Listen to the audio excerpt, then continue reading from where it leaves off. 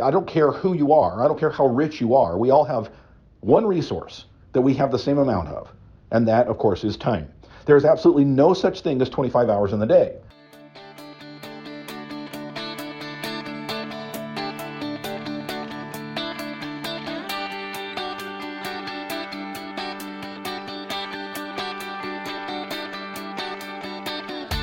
Originating from deep inside the Rocky Mountains, transported through the power of the internet, and arriving inside your tiny earbuds. It's the Appraiser Coach Podcast, helping appraisers increase their efficiency, quality, and make more money. Here's the guy who makes it his life's mission to create value for real estate appraisers nationwide. Your host and the Appraiser Coach, Dustin Harris. This episode of the Appraiser Coach Podcast is sponsored by OREP. OREP, of course, is my E&O of choice. It should be yours as well. Check them out by going to orep.org. That's orep.org. And a la mode. A la mode, of course, is the appraisal software of my choice because, well, I don't know, they're the best. I mean, that's the biggest reason. Alamode.com or 800 Alamode. All right, folks, let's just lay it on the table. There's no way to sugarcoat this. There's no reason to sugarcoat this. I would be a fool to not just state it the way it is. We're all very aware. Yeah, we're in a bit of a slowdown. I know the media doesn't want to call it a recession, but officially the definition of a recession are 2 quarters simultaneous of lower GDP, right? And I know that they're trying to talk about it as if it's COVID, and maybe it is. I don't want to get into politics. Bottom line is, folks, by definition, we're in a recession. The feds are trying to control the fallout from that recession. How do they do that? Well, you and I both know how this works, right? They put forth higher interest rates, hoping to curb individual attitudes. Now, again, I can get into politics all day long. Had a wonderful coffee over the weekend with a friend of mine who had some very strong opinions on this, right? But I will say this, right? We're in a weird time. We're in a weird time because in one sense, we're not being told it's a recession. On another sense, the math doesn't lie, right? And in a third sense, the interest rates are coming up, but it doesn't seem like it's changing a lot of behavior like they had hoped it would. And I assume that may mean that we have higher interest rates to come. They're going to continue to do that until they see things change with regard to inflation. Okay, that's my prediction. There's a reason I'm an appraiser and not an analyst when it comes to finances. I rely on other experts for that kind of thing, but that doesn't matter. What matters is what's going on with you. Let me ask you that. What's going on with you? Most of us are down from where we were a year ago. Okay, our office is down, not significantly, but enough, right, that it's noticeable. And I have talked to coaching clients that are now reporting 30, 40, one individual over 50% change in volume month over year, month over month, if that makes sense. So September 2022 versus September 2021, they were down over 50%. That is significant, folks. One of the things that's coming up in my coaching sessions on a pretty regular basis right now is hiring. And it goes something like this. Dustin, when I spoke to you a couple of months ago, I was all for hiring a VA, all for hiring an office manager, all for bringing on a trainee, and now I'm starting to question that. Oh, really? Talk to me. What is your question? Well, Dustin, I'm slow. Okay. So talk to me. What is in your mind? What's going on with regard to your decision to hire or not hire moving forward? And we have a discussion. We have a talk. Now, as you can imagine, most individuals think about it in a certain mindset, right? And the problem that we're dealing with here is we're a bit in a catch-22. And the catch-22 is simply this, right? That you can't grow unless you hire, but you can't really pay somebody unless you've grown, right? So it's this catch-22. Do I hire and hope that the growth happens out there so that I can pay this individual? Or do I hold back and hope that I can grow my business without somebody so that I can afford to hire them? It's this old dilemma that we've dealt with for years. And by the way, this is not new. When I say it's an old dilemma, it's something that I've dealt with as a coach for over a decade now. This is the quintessential question. When do you hire? How much is too much? Because if the principle and the law of delegation works, then why don't you just hire 50 new people, right? If the idea of, hey, by hiring people, you become better, by hiring people, you become more efficient, by hiring people, you're able to do more than you weren't able to do otherwise, why not just hire 50? Well, I mean, that's obvious, Dustin. I can't afford to pay 50. Well, the same principle applies to one, right? Can you afford, and by the way, I hate that term. Hate it when people say I can't afford, right? And again, an episode for another day, right? But let's just use the term because it's one that's widely used, right? I can't afford to hire somebody, but I really need somebody because I'm super busy. What do? I want to tell you what you do and give you that answer when we come back from, oh, by the way, I'll give you a little hint.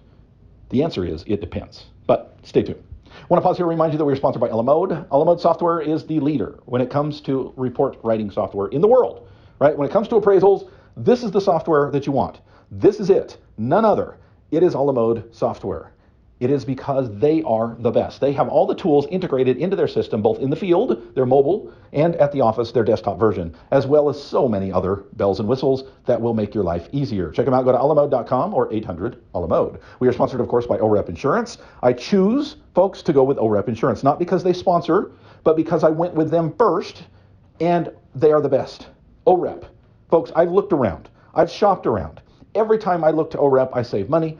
Every time I deal with OREP, I'm happy. You will as well. It's orep.org.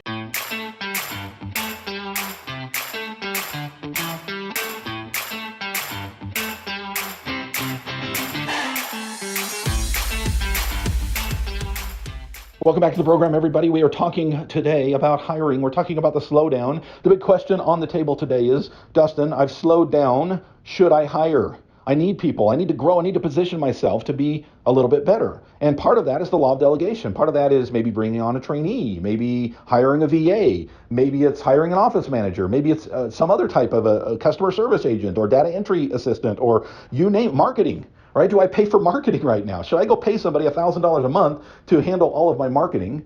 Right? By the way, that's another conversation for another day. But these are all the questions that are on people's minds. Because right now, if you're like any other appraisal office, not every appraisal office, I've dealt with a lot of coaching clients who are actually up significantly, right? Not every market is down. And if you'll remember, I shared with you in a recent episode about an individual mastermind student, and I could give other examples as well. Those who take advantage of what they learn in the mastermind, folks, well, they're the ones that are doing well. They're the students that apply the principles and, well, they're rewarded for it. And one of the principles is the law of delegation. One of the ideas is that you cannot grow without help, right? There's a certain part of growth that can occur without help, right? We all know that. But what it comes down to finally is, well, this idea that I don't care who you are, I don't care how rich you are, we all have one resource that we have the same amount of, and that, of course, is time. There's absolutely no such thing as 25 hours in the day. There are things you can do to be more efficient within that 24 hours, but you cannot extend time. And so we always run into this barrier that, yes, you can work harder. Yes, you can work yourself to death, but you're eventually going to run into this wall that growth is impossible past this line because you do not have the capacity to go beyond what your health, what your time, what your resources allow you to do. So now it's time to expand the resources. The catch-22 here is many of my coaching students were on the trajectory to either hire, right? Or at least be thinking about hiring. They're kind of moving to that next step that, hey, maybe they've got a VA, maybe they've got a customer service agent, maybe they've got a trainee, but now it's time to hire, I don't know, an office manager, right? And you get to that point. By the way, the order that I put those things in is pretty common, just FYI. Okay. The low barrier to entry a lot of times is a virtual assistant, somebody overseas who for less money per hour than you could pay somebody domestically can help you out with some of those menial tasks that allow you to be able to move forward in your business. Okay. And by the way, I say menial tasks, but that's entry level, right? I've got many VAs. In fact, the editor of this podcast is a VA. I would not call that a menial task, right? There's very, very smart individuals all over the world. And why not bless your life and theirs together with a business relationship? But when it comes to, again, going back to the analogy, let's talk about office manager. So let's say I've got a hypothetical coaching student named George. And George is a member of the All-Star team, is a member of the mastermind. He does personal private coaching with me. And he and I have talked about, George, I think the next step for you is going to be office manager. What do you think of that? Well, that's kind of overwhelming. I mean, how much do I need to pay that person? Isn't that about like a $40,000 a year job? Well, yeah, let's talk through what that looks like, right? Yeah, well, I can't afford 40. Well, hold on. Remember the principle, right? Remember what you've already learned working with a virtual assistant, what you've already learned as you brought on a trainee, right, and data entry and what have you, right? That same law of delegation applies across the board. However, we need to be smart about this, right? And this is where we get into the details of the coaching, right? This is when the principles are up in the sky, and now it's time to get boots on the ground, and let's talk about your financials. Let's pull out your P&L, for example. By the way, a lot of people are, as a side note, a little chagrined, a little embarrassed to pull out their P&L. Don't be, folks. You can't get better unless you're willing to show me what you've got, right? I have for many years known how to pick apart a P&L. and to go through and talk about what your spending looks like and what it should look like. And let's move a few things. And I'm telling you, folks, the cost of coaching is minuscule compared to the amount of money that you're going to save and make in order to pay that back. Okay, that's a principle that I think most of my coaching students understand. That's why they're willing, even in a slowdown, to reach out for education, coaching, teaching, mentoring. The idea that they can do more with less, right? And that's really what we're talking about today. So the question, again, on the board is, well, Dustin, should I hire that office manager? You and I have been talking about it for several weeks now, but hey, things have slowed down. I don't have the finances. I don't have the gross income coming in that I had before. And one of my first questions would be, are you still leaving money on the table? Right? And that can be answered two different ways. If you are actively turning down orders for whatever reason, that, friends, is leaving money on the table. Oh, Dustin, you can't accept every order that comes across. I get all, folks, trust me, I get all that. We're going high level today for the podcast, right? The idea that you can leave money on the table. The other part that you can leave money on the table would be marketing. Are there clients, are there prospective customers that you could go after if you had more time to do so? The answer to that, folks, is always yes. Not sometimes yes, not most of the time yes. It's always yes. There's always things that you can do to raise the bar when it comes to your productivity.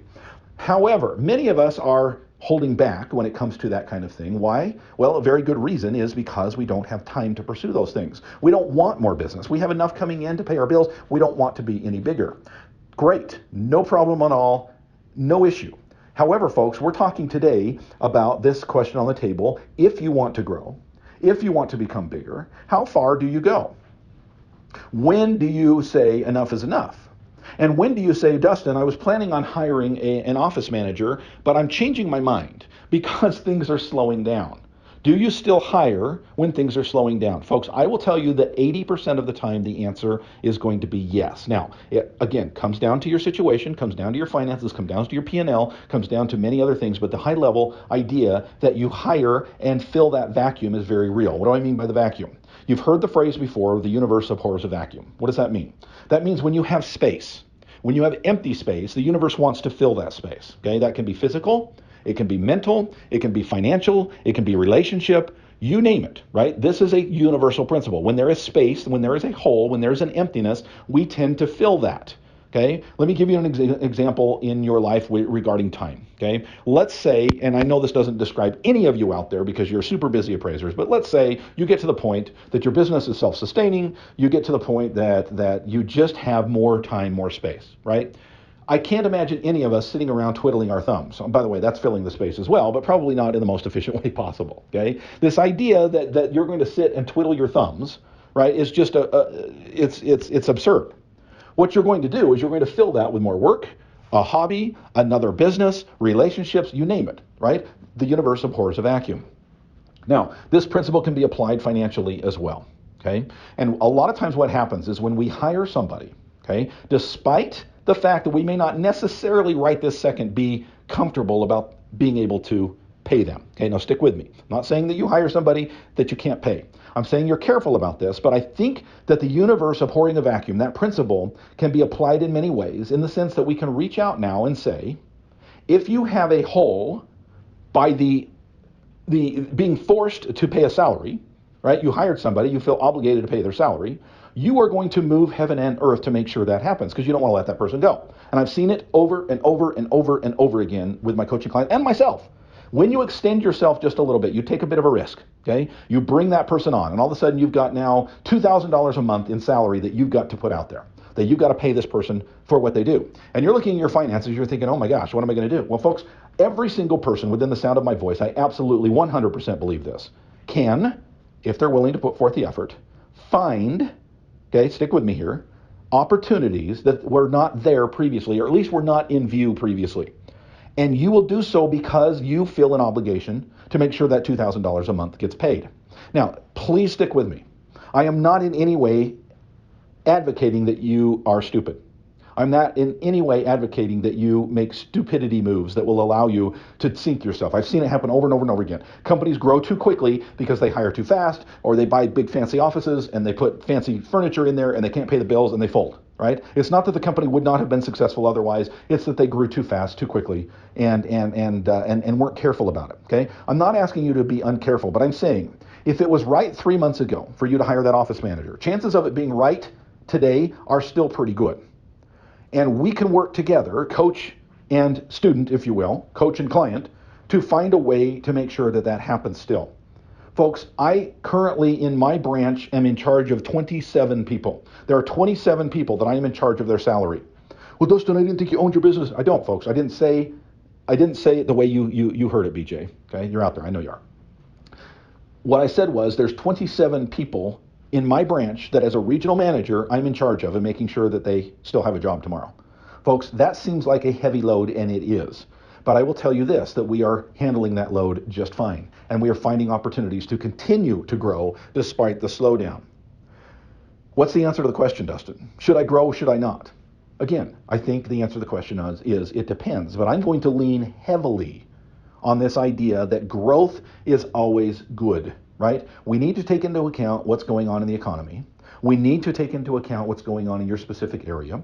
We need to take into account your P&L, your balance sheet, where you're at with your finances. But I can tell you that 8 times out of 10, let's put it that way, the answer is probably going to be, if it was right 3 months ago before the slowdown, it's right today. Let's just find another way to get there. Folks, thank you for joining me. I've talked a lot about personal private coaching today. We have a 6-pack right now that will save you a ton of money. By the way, a 6-pack seems like a lot of coaching. I will tell you that most people that do a private coaching session with me will follow up with multiple coaching sessions to come. Why? They see the benefit up front. They will continue to roll that out. Consider the 6-pack today. Find us at theappraisercoach.com. You've been listening to the Appraiser Coach podcast with Dustin Harris. If you like what you hear, please give us a 5-star rating and post a short review on iTunes. For more in-depth insider information on how you can make more money as a real estate appraiser, visit theappraisercoach.com and sign up for the All-Star team today. Thanks for joining us. And now, get out there and create some value.